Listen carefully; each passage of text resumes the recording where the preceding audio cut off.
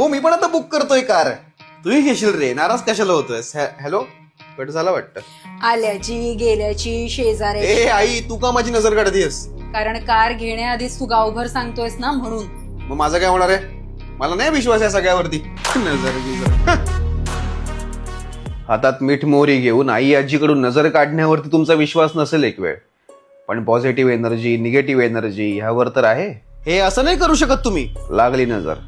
आता तुम्ही मला म्हणताय की मला कारसाठी लोन मिळू शकत नाही, सिबिल स्कोरचा प्रॉब्लेम होतोय. मी तर सोशल मीडियावरती स्टेटस पण अपलोड केलंय. आपल्या आजूबाजूला जशी पॉझिटिव्ह लोक असतात तशीच निगेटिव्ह देखील असतात. सगळ्यांनाच आपलं यश बघवेलच असं नाही. त्यामुळे गोष्ट पूर्ण होण्याआधी कुणाला सांगू नका. मग ती नवीन वस्तू घेणं असो किंवा प्रमोशन होतंय बहुतेक माझं, 30% हाईक पण मिळणार आहे. काय रे, प्रमोशन होतंय माझं. ऑफिसमध्ये मित्र कमी असतात आणि प्रतिस्पर्धी जास्त असतात. आणि अशा लोकांना तू सांगतोयस तुझ्या न झालेल्या प्रमोशन बद्दल. लागली नजर. हे तुझ्या प्रमोशनचं काय झालं? काय माहिती रे, आता म्हणतात की पुढल्या महिन्यात बघू. आणि मला भीती वाटायला लागली रे आता.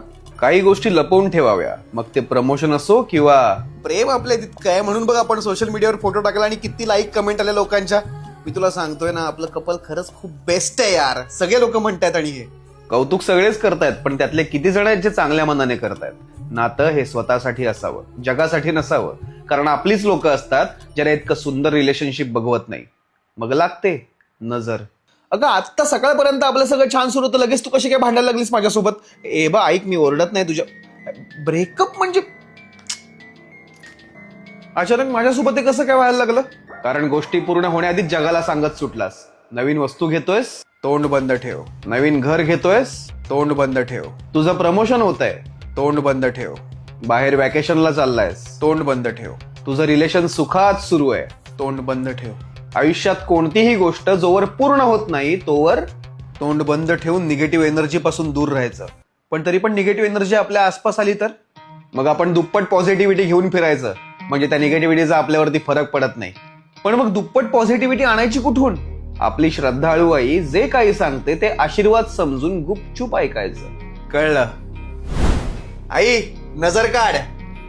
आल्याची गेल्याची. ऐक ना, मी ना आता कार घ्यायला जाईन ना, तेव्हा तुझ्यासारखा शर्ट घालेन. तुझं शर्ट खूप सुंदर आहे. धन्यवाद. थू थू थू.